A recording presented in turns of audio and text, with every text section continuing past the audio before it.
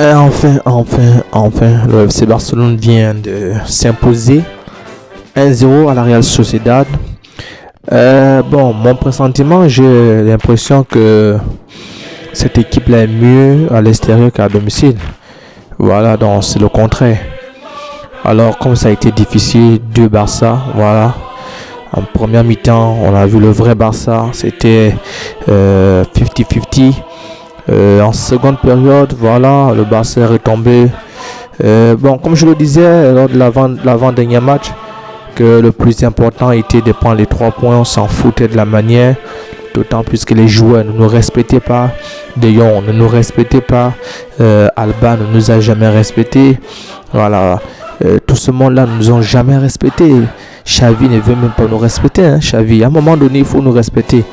Ce qui est bien, c'est que Xavi, au-delà de ce qu'il fait souvent comme je sais pas, voilà, il a regardé ma vidéo parce que j'ai insisté vraiment à ce qu'il mette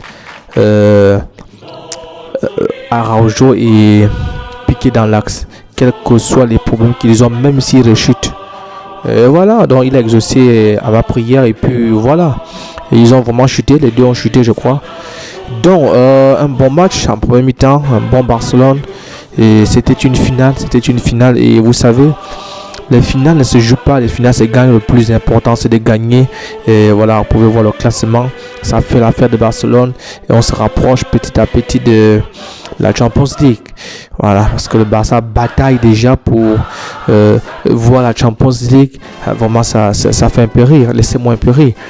Alors donc un Barça très offensif, un Barça qui avait moins de déchets, il y avait pas assez de déchets dans le jeu, c'était fluide en premier mi-temps et mine de rien la Real Sociedad n'a jamais été une équipe facile. C'est la raison pour laquelle tous les matchs de la Real Sociedad, si vous regardez bien leur stade, il est plein à craquer.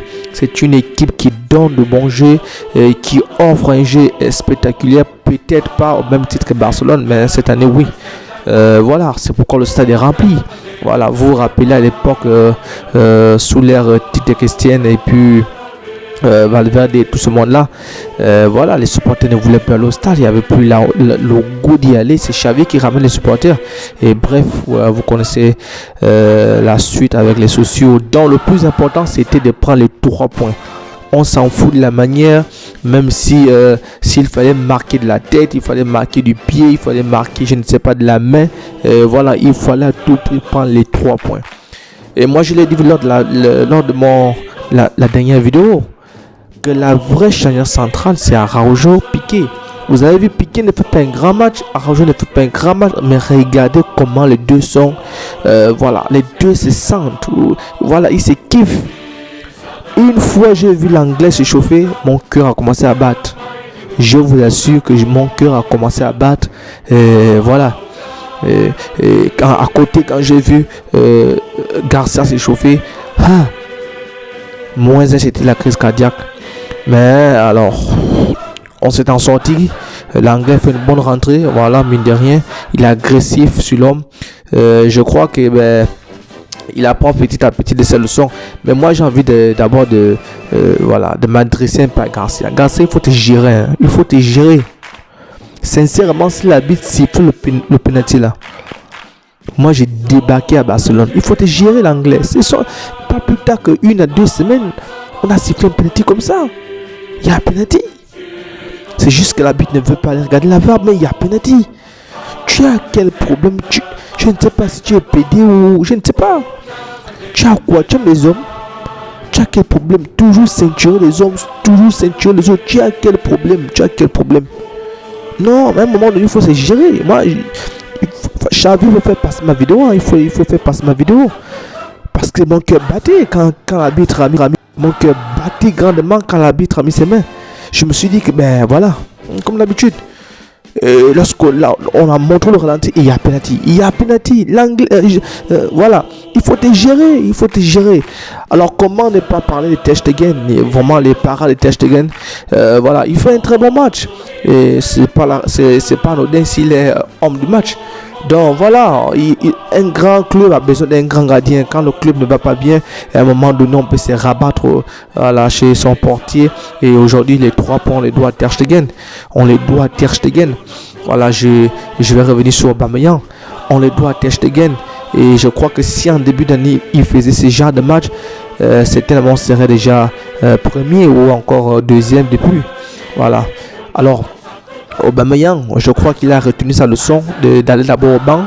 Voilà, parce que je crois que le fait de faire un tour au banc, d'avoir fait un tour au banc, ça l'a soulagé, ça l'a réveillé. Et puis, le but qu'il marque, il n'est pas exceptionnel. C'est pas une reprise de volée à la Cristiano Ronaldo, mais c'est un but en or, c'est un but d'attaquant, c'est un but de tueur.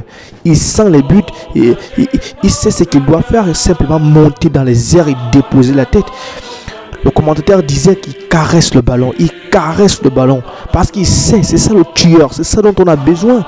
C'est ça dont on a besoin. Je crois que Aubameyang, on n'a rien à reprocher. Aubameyang, il a 17 matchs, 11 buts. C'est pas du gâteau. Hein. Et ce sont des vrais buts. Ce ne sont pas des buts où Barça gagne 7-0. Non, ce sont des buts qui comptent beaucoup, qui apportent des points comme les buts de Luc de Jong. Donc aujourd'hui, je ne veux pas féliciter tous les Barcelonais. Je vais juste féliciter la victoire. C'est la victoire qui nous intéressait. C'était ça ou rien. Et voilà. Il fallait enchaîner une victoire parce que 3 défaites d'affilée. Et ce soir, le match n'a pas été spectaculaire. Moi, je m'attendais à quelque chose d'exceptionnel parce que la Real Sociedad, je vous assure que c'est l'une des équipes en Liga qui pose le ballon et qui a à peu près le même style de jeu que Barcelone. Lorsque ces deux équipes se croisent, c'est le feu au milieu de terrain. En premier mi-temps, par exemple, qui a la possession. C'est la Real Sociedad. Pour ce match, voilà, De Jong s'est respecté, il nous a respecté. Voilà, lors de ce match, il nous a vraiment respecté. Et voilà, Piqué nous a respecté. Enfin que Ferran Torres délivre une passe décisive. Enfin, je crois que je dois faire une vidéo spéciale Ferran Torres, même si en dehors de cette passe-là, on ne l'a pas vu. Voilà, il était inexistant. Et je ne sais pas pourquoi Xavi insiste avec ce type-là. Aujourd'hui, il a donné raison, puisque sans sa passe, il n'y a pas but. Donc merci et voilà, donc abonnez-vous à la chaîne et demain on aura un débrief à froid. On va revenir sur les blessés parce que là encore c'est très grave. On a déjà beaucoup de joueurs à l'infirmerie. Qu'est-ce qui ne va pas à Barcelone? Ce sont des professionnels, ils ne peuvent pas se blesser n'importe comment. Alors merci à tous, abonnez-vous à la chaîne afin de recevoir chaque jour des vidéos, des notifications. N'oubliez pas d'activer la cloche de notification afin de ne rien rater sur notre club, le FC Barcelone.